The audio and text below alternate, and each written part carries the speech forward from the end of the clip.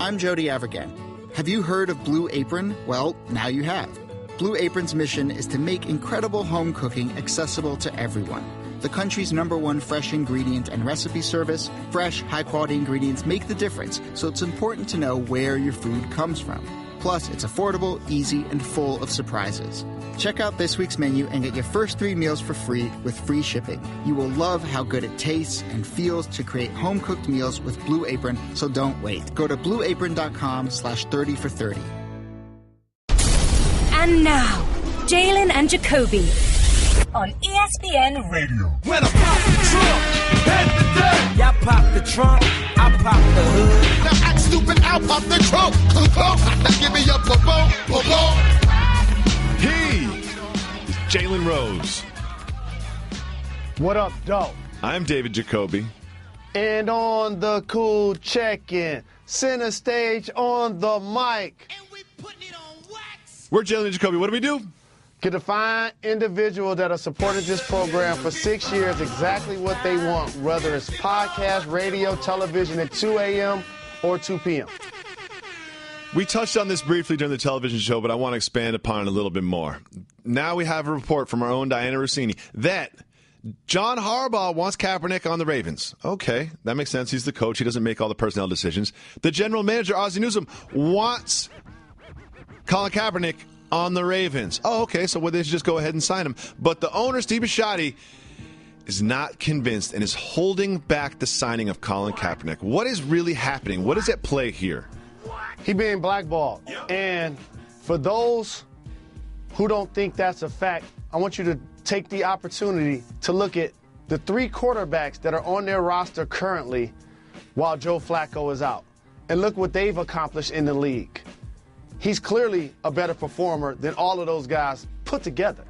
And for that matter, why don't you go through a lot of other rosters where you can say the exact same thing, especially when you start talking about 3rd string, 4th string, training camp opportunities. Mark Sanchez comes to mind. No question about it. So I was actually disappointed and felt like it was really unprofessional for the owner to come out and basically take the temperature of the public as opposed to making a quality decision for the football team, and then had the nerve to say, pray for us. I just thought that was underhanded, and it really shows the undertone that is taking place behind Colin Kaepernick and his kneeling while the national anthem was being played last year. I'm starting to get the sense, I have a feeling that public pressure will not keep Colin Kaepernick off a roster. I think that now this news gets out that for football reasons, the general manager and the head coach want him on the team, that Colin Kaepernick will end up on the Ravens. So what happens then is Ravens jerseys become a lot more popular. Colin Kaepernick's got one of the highest selling jerseys in the entire league, and he is not even on a roster. And personally, I'm only speaking for myself here, I am rooting for Colin Kaepernick to succeed on the field. Here's what I think has gotten diluted. He's socially and politically conscious and had an opinion, and he kneeled in order to make a statement. He's not a criminal. It was extremely nonviolent. It wasn't even a big deal. I think the media made it a bigger deal than Colin Kaepernick did, to be honest with you. It was a passive protest. That's actually what that's called. It wasn't volatile in any way, shape, or form. And the other thing is he wasn't the only one. And so this is what I want to point out. There were multiple players Good point. and or teams that directly or indirectly supported what he did. A lot of them did it a little more political. Sure. For did it whatever only it's for worth. a few games early in the season. No doubt about it. And so this shows when you're the spearhead of a movement, how the masses make sure that they send a message to you so people that are looking at you will be hesitant to do what you did. And it's really unfortunate. Exactly. He is not the only person wearing the NFL shield on his uniform that took a knee during the national anthem, yet he's the only person that we're still talking about not being on a roster for taking a knee during the national anthem. I just know that I am rooting for his success on the field. I don't believe that he is going to be a Pro Bowl level quarterback that takes another team to the Super Bowl. I just think that his skills aren't at that level. However, I think that he is a very, very, very capable backup or starting quarterback on an NFL team. And when he takes the field, I want him to win now. And when he gets to Baltimore, because he's going to be on that roster. He's going to end up on that roster. You know what else is going to happen? His social activism is really needed in that community, because that's one of the scenarios that was highlighted over the last couple of years. And so to now have his voice in that community is actually going to be welcome, not only based on who he's going to be able to influence. It just so happened that he's an NFL player, not the other way around. And one thing that Kaepernick said is he's been attributed to saying that he will no longer kneel, but he's never said it himself. But I do not think that he is going to kneel anymore in the NFL. Like, if that word is out there, then I think that he will not do it. Here's what I want people to understand. Because I have a social or political stand, that don't mean I have to walk down the street 24 hours a day, 365 days of the year, screaming it to the top of my lungs. Yeah, exactly. With a megaphone. Exactly. That doesn't mean that I'm selling out for the cause. It just means that I did my stand. I did my kneel. I brought attention to something that actually needed it. And I appreciate the fact that he hasn't changed. I got to really expose something. What's that? There are a lot of public figures, athletes, and entertainers. They show up and act like they're doing it for the community, but a lot of times what you don't realize, they're there because they're being paid. And they're also there because there's cameras there if they're not being paid. Correct. The hardest thing I've learned being a philanthropist is to try to get people to dedicate their time and energy and their money to something that does not benefit them. And I'm not just talking about financially. I'm talking about, as you mentioned, for the cameras. And so when you see me doing my thing with the Jalen Rose Leadership Academy, that's why I appreciate all of the people that ever have lifted a finger to try to help me influence students, because I've learned that that's the hardest thing to do. And it kind of frustrates me when I see so many people talking about what he did or what he didn't do in their opinion, but he's still giving back to others. My question, when you hear somebody else have a problem with how he's approaching it, ask them, what are you doing to make the world a better place? Absolutely. I love it going a little bit deeper on these sort of don't get fired topics, giving exclusive content to our podcast listeners. We will never stop doing that. We also have some topics that we can cover here in the podcast space that won't exactly be perfect for afternoon television on ESPN, like this. Andre 3000 is being reported by Pitchfork. Andre 3000 considers rap a hobby and probably won't make another Outkast album. What? Does this upset you as much as it upsets me? What? I'm about to cry. I know. I've never seen you so affected by this. I think Outkast was the winner of our hip-hop group bracket challenge that we did once upon a time. One of the greatest projects we ever did in the history of this program that I barely remember because it was 7 years ago. All I remember was when Outkast came out with their first single. It's that Southern playalistic Cadillac funky music. I bought the cassette single to that. The Diamond D remix on the other side of the cassette single of that song is so good. Man, I'm like, we got to get the Freaknik, dog. I played that cassette single so many times in my Chevy Celebrity hand-down from my mom that I couldn't even see the tape anymore. All the writing was completely rubbed off of it. I had the Dodge Shadow you saw in the Fab 5 doc with the Crown air freshener in the back. And all of a sudden, I go to a dice game, and before you know it, got the down payment to a limited edition Honda Accord, baby!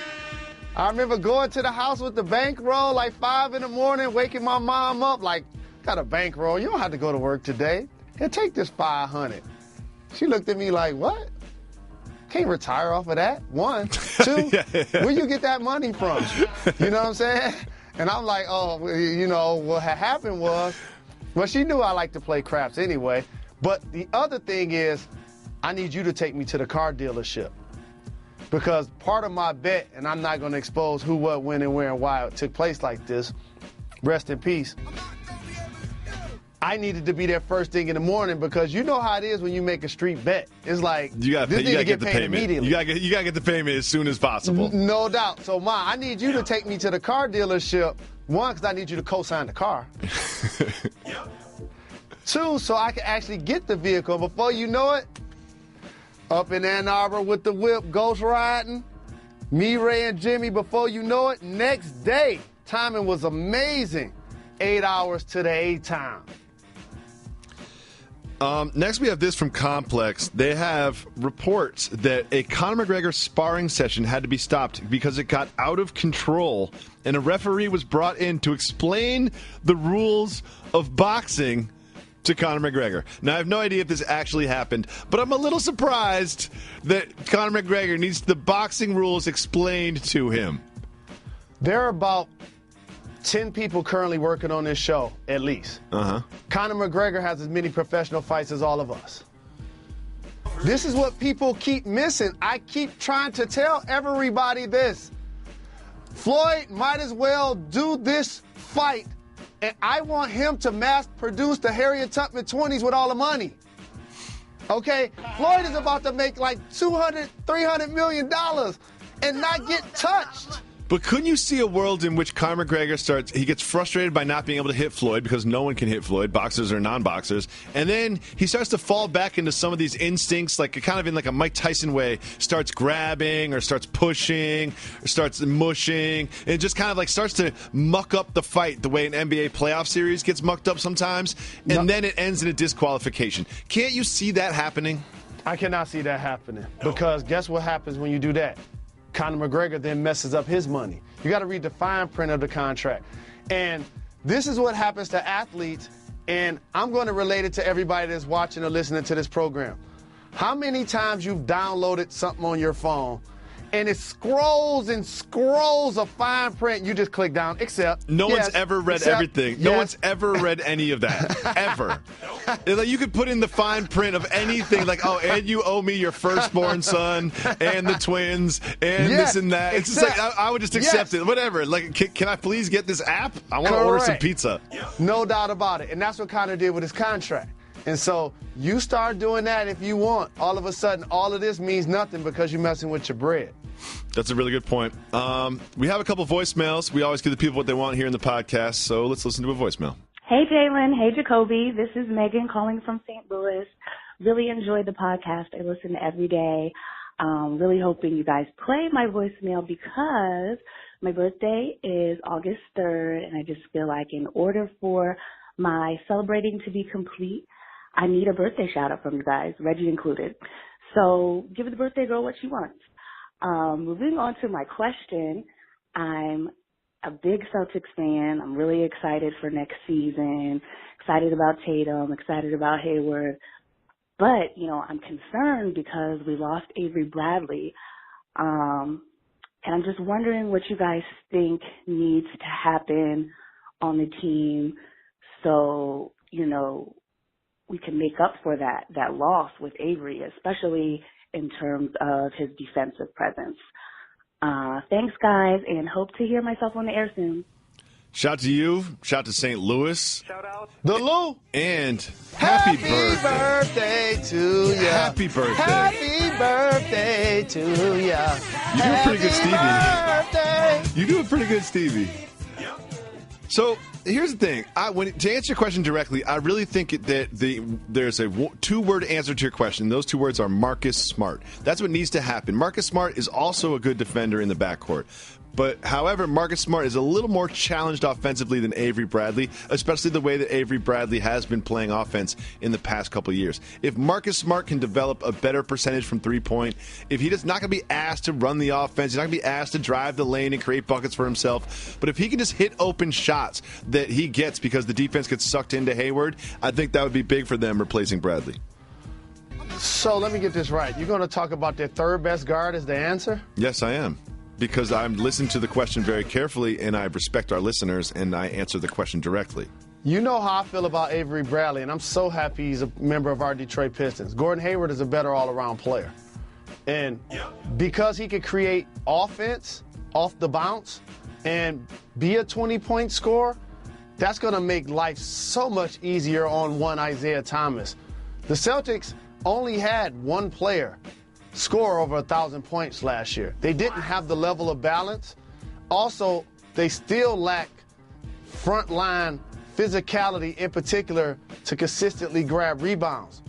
I like what the Celtics have done in stockpiling draft picks, how they've maneuvered their assets. I like your squad. I like Tatum. Don't be surprised if they're the number 1 seed in the East again. Really? You think they'll be the number 1 seed in the East again? Yeah. Huh. I'm not so sure. I still believe in the Cavs. I really, this is how I see the Cavs thing playing out.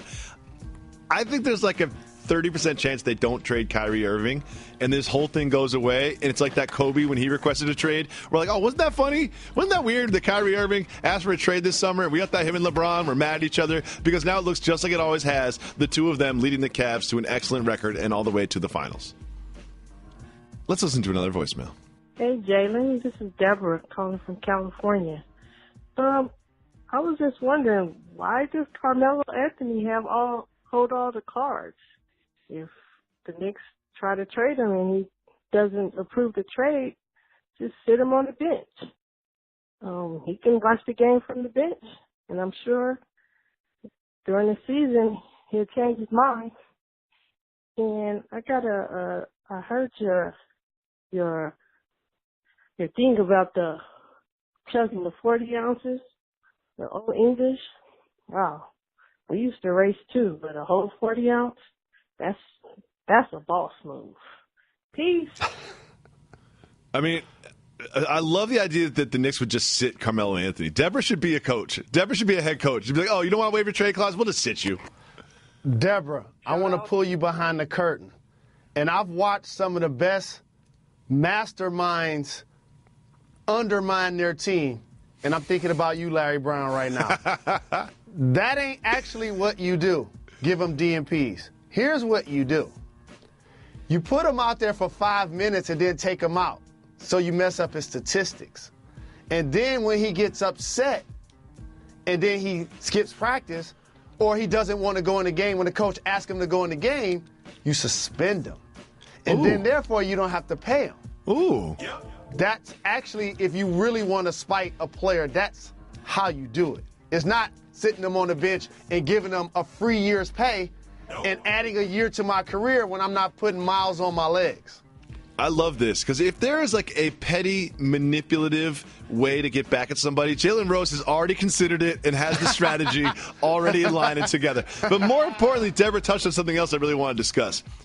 We spoke about this off wax yesterday on the television program. This information came to light that you've chugged entire 40 ounces of Old English. That seems like a Herculean feat. Like, I feel like all those hot dog eaters in July 4th would be like, wait, what? Like, he did what? 40 ounces all at once? How did you do that? What was your strategy, and how drunk did you get afterwards?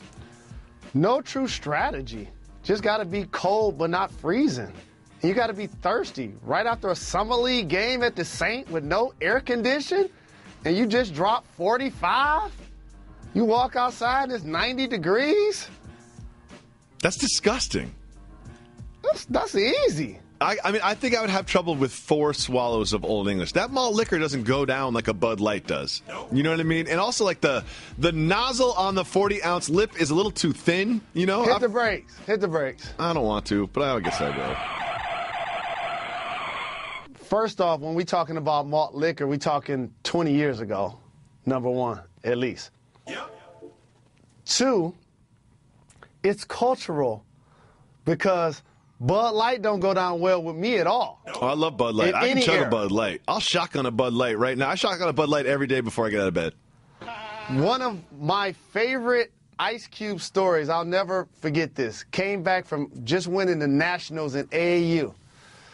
Driving back from Arkansas in vans with the squad, listening to KRS-One. It had just come out. Why is that? The day begins with a grin and a prayer to excuse my sins. And a shotgun of a Bud Light. I Light. can walk anywhere I choose, because everybody listened to the BDP crew, and I'll never forget getting dropped off on the block.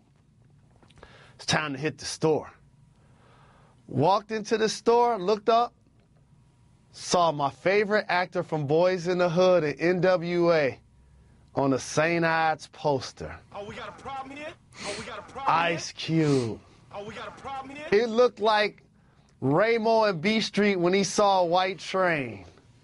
And he was like, a white one. And I was like, I got to get a St. Ides, no doubt about it. And I caught myself chugging a St. Ides, too. Ugh. But the difference between a St. Ides and an OE, St. Ides was nasty and got me sick. I was throwing That's up. what I'm saying. And also all the bubbles, just the carbonation alone. Like when I chug that much beer, I get this weird like spit, and I spit out a bunch of just like foamy grossness. That would make me sick. I'm also like 40. I can't do that kind of thing anymore. There you go. You thinking like old man Jacoby. Oh, I've shotgunned a beer in the last month. Correct. I've shotgunned a beer in the last month. Let's be honest. Let's be real. I'm not going to lie in the microphones. There you go. There you go. Have you ever As you get shotgunned a older, beer? You can't go as hard. You ever shotgun a beer, or is that cultural? Do you know what shotgunning a beer is? Is that cultural? Shotgun it, just drink it all at once? No. What is it? Explain it to me. Okay. Maybe I've done it. Take a can of beer, right? And then you take. So first off, no. I don't do the can of beer. There it is. No. That's why. There it is. No. You really? So here's what you do. Everybody always has keys on them. Let me just explain. You take a can of beer, you hold it in your hand sideways, right? You very carefully pierce the bottom of the can of beer with a key, right? So you make a little keyhole at the bottom. So now you have a hole at the bottom. And then as you turn it perpendicular to the ground, horizontal, you open it at the same time. What it creates is an airflow, so the beer quickly pours itself out of the bottom into your mouth while replacing the air from the top. And it just goes without that glug, glug, glug. It just shotguns right into your mouth. Before you even know it, you drank an entire can of beer and you're ready for another one. That's definitely cultural because we don't need to do all of that if we really want to drink. Just open it up and drink it. And not doing the cans. You'll see me at the beach with bottles. I like cans. The thing about cans is like, I just feel like 12 ounces is a little too small. You know what I mean? 12 ounces for me is like 4 sips. It's not great for the environment. So we have a very important update here at Jalen and Jacoby. It's the saga of the do-rag flap. Do-rag Jalen was a character we made for the show. It was a little too hot for TV. It made the podcast because the executives don't listen to the podcast. And we had a question about the do-rag. For some reason, a gentleman, I believe he's from Texas, wanted to ask me, who's never worn a do-rag, what to do with the do-rag flap. Well, we have an update.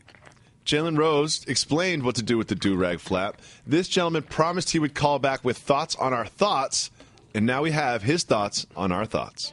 What up, though? It's your boy Al Rao, man. I'm calling back. I see you let your boy get some airtime, so I told you I'd call back and give you the breakdown. So let me give you the actual factuals on the do-rag, right? Correct me if I'm wrong, Reg, but check it.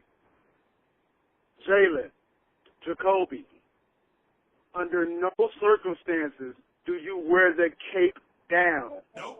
You tie the cape up in a knot and tuck it, my guy. So, and I said in no circumstances, there's probably 2 circumstances where you can wear the cape down. One, if you are an entertainer, more notably a rapper, or if you are a wino on the street corner and you have a 40 in your hand. All right? That's the only way you can wear your cape down. So I know you're probably thinking like, hey, I've seen a lot of people wear their cape down. You know, Memphis Bleak, Jay-Z, Silk the Shocker, Ja Rule, Cam, Killer Cam, shout out. Even Hulk Hogan and Eminem wore the cape down, right? But around the early 2000s when I was in college, I was in Indiana going to college. Early 2000s, 50 Cent put out an album. And on the album cover, he had the white do-rag on with the do-rag tucked. Ever since then, the do-rag needs to be tucked. Now, I don't wear do-rags any longer, only because I got the Stephen A. Smith with the little low fro and my hairline running to the back. But I'm still the leading do-rag expert, not only for this show, but for the universe. Holla at your boy. One yourself. We out. I kind of love Al Rouse. You know what I mean? Next time you go on vacation, me and Al are doing the show. There's a lot to unpack there. There's a lot to unpack there. Right. I mean, he said there's only 2 circumstances in which you're allowed to wear the flap down. And again, he's a self-appointed senior do-rag analyst of this program. You're only allowed to wear the flap down when you're a wino drinking a 40 ounce or when you are a rapper in the pre-50 Cent era, I suppose. Reggie, the actual senior do-rag analyst of this program, says flap up at all times. someone who's never worn a do-rag, never considered wearing a do-rag, never purchased a do-rag, but seen them behind the counter at many bodegas, assumed that the flap going down was the way that it was naturally worn. Hold on. Hit the brakes. Why do I have to hit the brakes? Please. I've never worn a do-rag in public. I've only worn one 10 times ever in my life. Okay. When I wear it, it's in the house. Okay. So the flap is up because I don't want to fall asleep and choke myself. However, can we stop with no? Let's hit the brakes right there. What do you think the do-rag flap is going to do? The do-rag flap is not going to choke you to death, Jalen Rose. Hey, man, I ain't having nothing around my neck, dude, when I go to sleep. I mean, Jalen, I don't know. Anything can happen. No, not anything can happen. A do-rag flap cannot kill you while you're sleeping. I promise you that. You can go to sleep, rest easy, knowing that you will not die via do-rag flap's regulation. And the reason why I had you hit the brakes, because I have to call our do-rag expert, Reg, out on something. I was kindly wearing a do-rag on our program, and I put the flap up. Reggie told me to let it down. Oh, see, you know what? Reggie, first of all, a couple things. Number one, we have a staff of like 10 people. Reggie's not the only person that produces this show. He gets too much credit, okay? 0 to 100, how much credit does Reggie deserve? 10%, okay? But we can't list everybody else. He's just the person that's closest to us, and he controls the soundboard, okay? Secondly, he's sitting the closest. Secondly, don't think that Reggie secretly did that intentionally to make you look worse. You know what I mean? I know you think he's got his best intentions. And also, for our caller, again, we appreciate the love. Shout out. No doubt about it. I didn't like the inference of a rapper and a wino? Yeah, wino. Those are the only two options that you have. And what's wrong with 40 ounces? That's kind of where I'm going. Yeah. When was the last time you drank a 40 ounce? Be honest, be real. College. Really? Oh, you need to come over to my house more often. I'll drink a novelty 40 ounce every 6 months, just for fun, just for novelty every 6 months, just to show myself I still got it. You know. I tried to do it once or twice in the league. That malt liquor don't sit well with the stomach. Did it ever sit well with the stomach? Yeah, when you're younger, you more. Come on, man, you're more invincible. That cat. What? Think about it. I'm in the league. I'm drinking Louis the 13th. Can't be drinking a 40 ounce. I don't even know what Louis the 13th is. Jalen Rose, let's give the people what they want.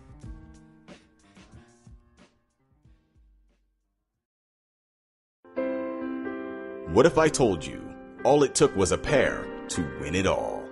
Phil Ivey, the most famous gambler in the world, was accused of cheating casinos of multiple millions of dollars. Ivy had a female accomplice. My name is Chang Yin Sam. Everybody call me just Kelly. Kelly's son is probably the most dangerous match player in the world right now. The all-new 30 for 30 podcast. Subscribe now on the ESPN app or Apple Podcasts. 30 for 30 podcast is presented by Mini. We're finding the best sports stories for you right now. And to do that, we're behind the wheel of the new Mini Countryman, the biggest Mini yet. Please proceed to the highlighted route. To find great sports stories, you have to get out into the world and follow your instincts. That's where the new Mini Countryman's all-wheel drive comes in handy. With all four, we can chase down a story in the city, the country, and most places in between. No matter what story you're chasing, the new Mini Countryman will help you find it. It's available now, and so are 30 for 30 podcasts. I don't know what the people want, but I want Beyonce to buy the Rockets. Please, Beyonce, buy the Rockets. Now, she'll probably have a teeny tiny little figurehead piece of the Rockets, but there are reports from Bloomberg that she is interested in buying a piece of the Rockets. Does this make you as happy as it makes me? It does, and I love seeing these stories happen, in particular with minority ownership in professional sports. Basketball and NFL come to mind. Also, for that matter, all professional sports, you don't see Michael Jordan's the only majority owner. And so what ends up happening, as you alluded to it, a lot of times minorities get the opportunity by being minority stakeholders. So we saw this take place with the Cavs and Usher. We saw this with Jay-Z and the Nets. You see this with the Miami Dolphins and a few individuals, I think including the Williams sisters. Vivek Ranadive comes to mind. Absolutely. So I would be enthusiastic about this. This would be a great look for the league. This would be a great look for the Carter family. And think about this. He said on 444. How about having a billionaire couple when they both have had ownership stakes in NBA teams? And the only reason he had to drop his because he's like, you know what, I'm gonna make more money with my agency anyway. You know, and he's like, I don't want to work with this Prokhorov guy anymore. And the Nets aren't good. I'm out. They can go 0-82. Wouldn't bother me.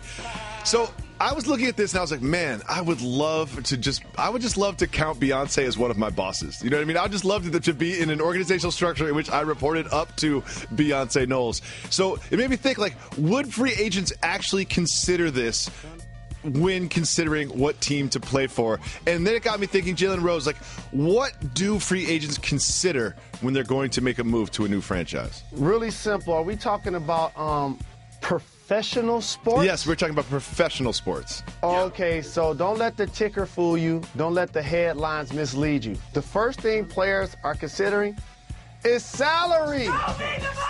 Okay. Show me the money. How much am I going to get paid to run with your squad? The next thing, who I'm going to run with? Teammates. Okay.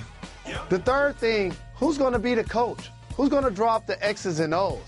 The fourth thing, where are we playing? What market's happening? Can I champagne and campaign in the city? That's what I was getting at.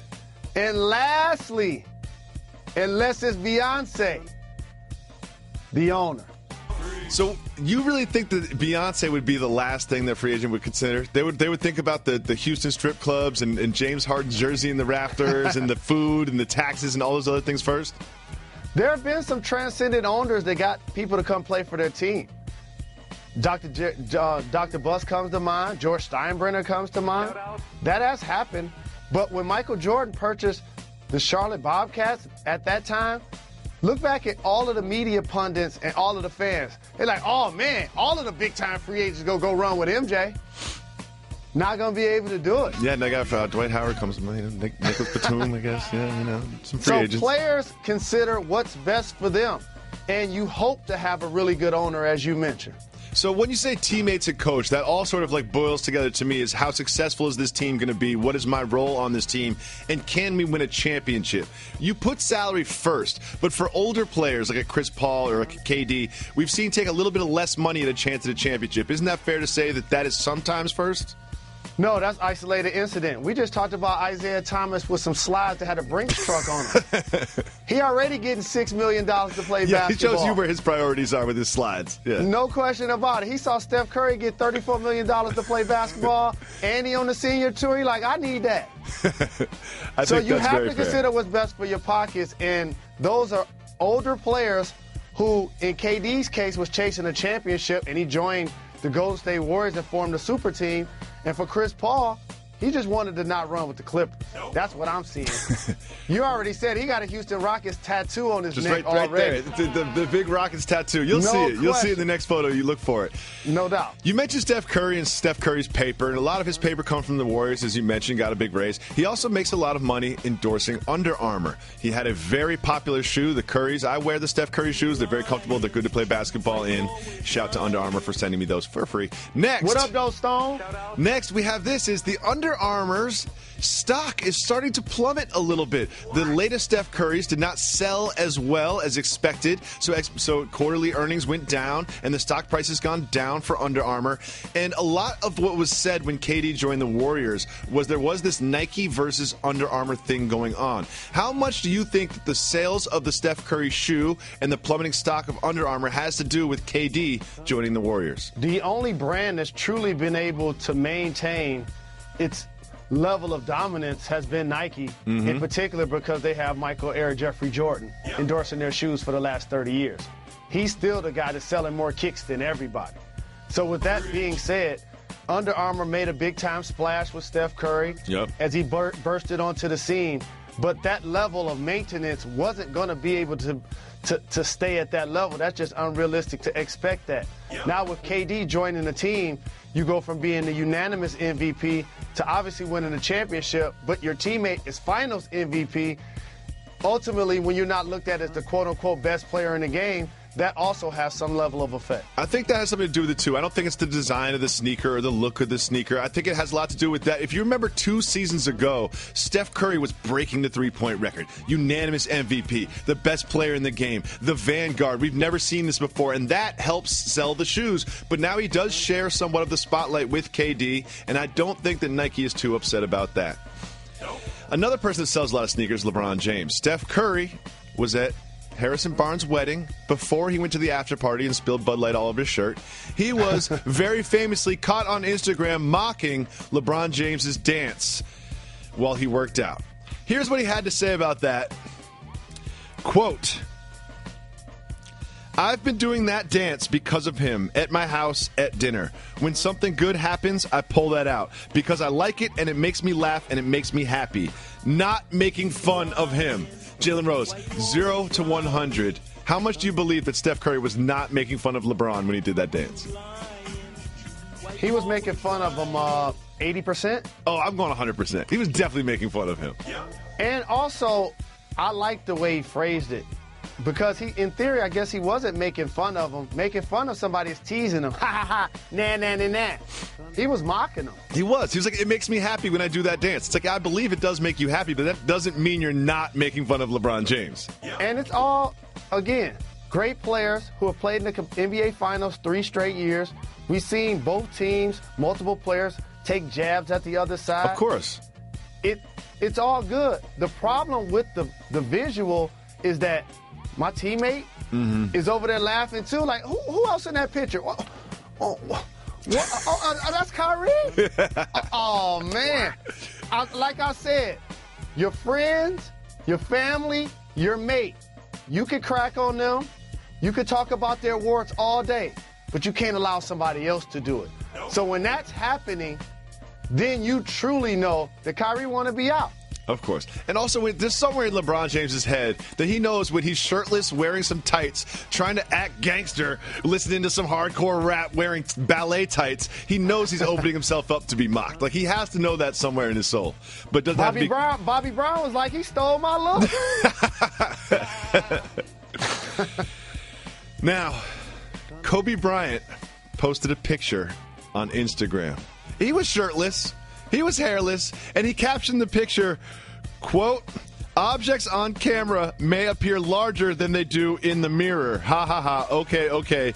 Give me 30 days. Hashtag challenge accepted. Hashtag Mamba thick. Hashtag Mamba beast." But, Jalen, as someone who has, how do we say, expanded and retracted since his playing days, can you sympathize with Kobe Bryant and his dad bod? I can sympathize, but here's what I want to say to everybody that got a nice chuckle. Here's a guy, for 20 years as a professional athlete, was actually paid to stay in shape. So for everybody that wants to tease, snicker, and criticize, when you get a chance, pull out a mirror and look at yourself. That's the one thing that I always felt was head-scratching, that people who aren't in shape tease other people that aren't in shape. That will never stop me. Yeah, that will never stop me. See, you're a professional athlete. I was not a professional athlete. No one ever paid me to stay in shape, and I still managed to keep it somewhat together. Another thing I want, just in Kobe Bryant's defense, is he's on vacation. You know what I mean? When we're all on vacation, we're not working out every day. I think he's in Positano or something, or Portofino, somewhere in Italy, drinking the red wine, eating the pastas. You know, he also didn't take a picture of himself. Like, he was photoed by paparazzi. I love and respect the fact that he had this funny caption and posted on his Instagram. However, I do not respect the fact that he immediately deleted it. Like, if you're going to self-own yourself and self-deprecate, you have to keep the picture up. Come on, Kobe. I appreciate the post. Again, like I mentioned, he's retired. So you're going to go through a phase where your body gets a chance to just heal. I'm not waking up and pounding my body every single day when I'm not getting paid to be in the gym. He hanging with the wife. He hanging with the kids. And Cole, good looking on that reference to Italy. I had a great time. Appreciate that. Shout out. And so with that being said, can he live? He posted it as a challenge. Clearly, it's on his page. He did the hashtag. Well, he didn't show any shame. There was a part of your post-playing career where you weren't waking up and pounding your body every day, but it did look like you were waking up and pounding milkshakes every day. How do you explain the Fat Jalen era? I don't need to explain it. Here's the thing people have to understand. There's 24 hours in a day. Okay. And during that period of time, guess what I was focusing on? I have no idea. My career. So the guys that you see in the gym spending 4 or 5 hours, and then on the golf course another 5 or 6 hours, I ain't had that time. And the other thing, I was lazy. I was eating good. I was embracing it. I wanted to have a beer belly. I wanted to be fat. The only problem is I'm skinny fat. So when I'm out of shape, I'm built like a kangaroo because my stomach and my butt stick out. Yeah, so you have kangaroo. When I get fat, I call it the bulletproof vest. It looks like I'm always wearing a bulletproof vest. Jalen Rose, be careful, because it is time for the Don't Get Fired topic of the day. Oh, no. And now, the Don't Get Fired topic of the day. They put us on at 2 in the afternoon, and we're going to do a Don't Get Fired topic. You guys just don't know any better. Time to talk about medicinal. The NFL has written the NFL Players Association in hopes of working out with the union a way that they could study marijuana use as a pain management tool for players. Also on Bleacher Report, they've got a quote from retired offensive lineman Eben Britton saying, quote, "The guys who consume cannabis through their football careers are going to be in much better shape coming out of them than the guys who don't." My question for you is simply, would a relaxed marijuana policy really help solve the pain medication problem in the NFL? Logically, I say yes, based on what they're taking as an alternative. The pills and the prescriptions that they're given, they have adverse effects to your body as well. And a lot of times you don't know the current effects, let alone the long-term effects of a lot of things that you're given by the team. Well, I've done some research into the effects of medicinal on the human body, and one thing that these cite a lot is this cannabinoid, or like CBD it's called, and it's not really psychotropic, which means it doesn't get you high, and I don't think the NFL players are exactly out here picketing and fighting for the type of marijuana that doesn't get you high. Am I wrong in assuming that NFL players would like a relaxed marijuana policy because they want to get high? I think it's important to try to get to a position where you're not addicted to the pills or the prescriptions that you're getting from teams. So therefore, what you just described so eloquently becomes the alternative. Now, if you could get high also, that's great. That's kind of what I feel like is really happening here. But we'll just let it play out, and we'll just kind of hush-hush about it and not get fired and move on. And when you said I described it eloquently, I think I said cannabinoids wrong. Anyway. Allen Iverson has apologized to Ice Cube. We have chronicled seemingly every day how he was absent from Dallas. Perhaps he was in Chicago at a casino. Who knows where he was? And we still don't know where he was, because here is his apology. Quote, "First and foremost, I apologize to Ice Cube and my Big Three family, my fans, and everyone disappointed by my absence in Dallas this past weekend. I've spoken with Ice Cube directly, finally, regarding the details of my absence. I will do my best to make up for this moving forward on the Big Three tour." Jalen, did he omit anything in his apology? The thing I appreciate the most about the apology, he never said where he was going. Yeah, no excuse. There was no like, oh, I had this family emergency or I had to do this thing. It was just like, oh, my bad, I wasn't there. And I also love that he's like, I have spoken with Ice Cube directly. Like, Allen, it is Wednesday, and you're just releasing this statement about speaking with Ice Cube? I'm sure that he called you, 35 times in the last 3 days. Here's what got me thinking. Oh, the unique thing about the Big Three is that you just mentioned their owner's name is O'Shea Jackson. We call him Ice Cube. So I'm just going to imagine if all of a sudden he wanted to go NWA gangster on AI for not showing up in Dallas. I don't think he does. Boy and Boys in the Hood. I think that Ice Cube needs Allen Iverson more than Allen Iverson needs the Big Three. Just throwing that out there. Hit the brakes. Just throwing that out there. Just throwing that out there. No, hit the brakes. I don't want to hit the brakes, but I will. Allen Iverson probably has scored 6 points in 27 minutes. The story that you just said can't be accurate. Allen Iverson, whether he's playing or not playing, puts behinds in the seats, especially for the Big Three. I predict the Big Three will add more and more bigger names. I think I'm bullish on the Big Three. I think that's right. I don't have any stocks. I'm bullish on the Big Three. Like, I think the Big Three will grow and be a real thing that entertains us all summer long for years to come. But right now, you need Allen Iverson. You do. I was fortunate enough.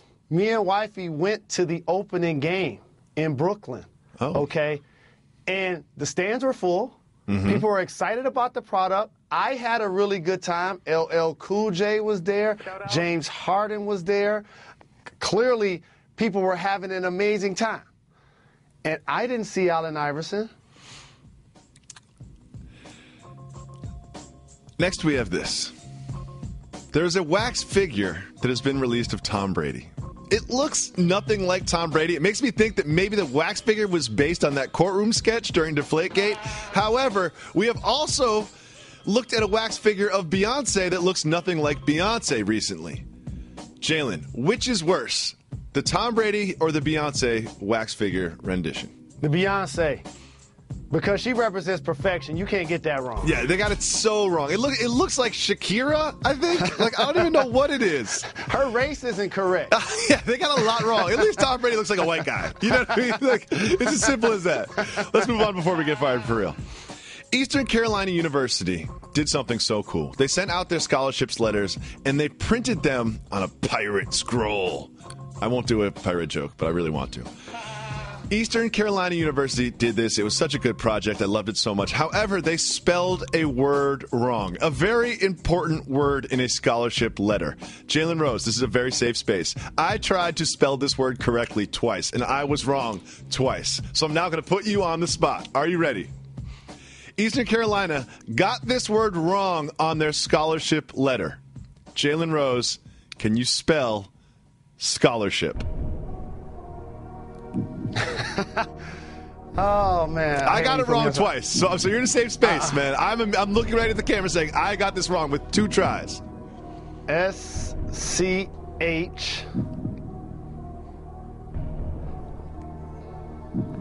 I don't want to play this game anymore. All right.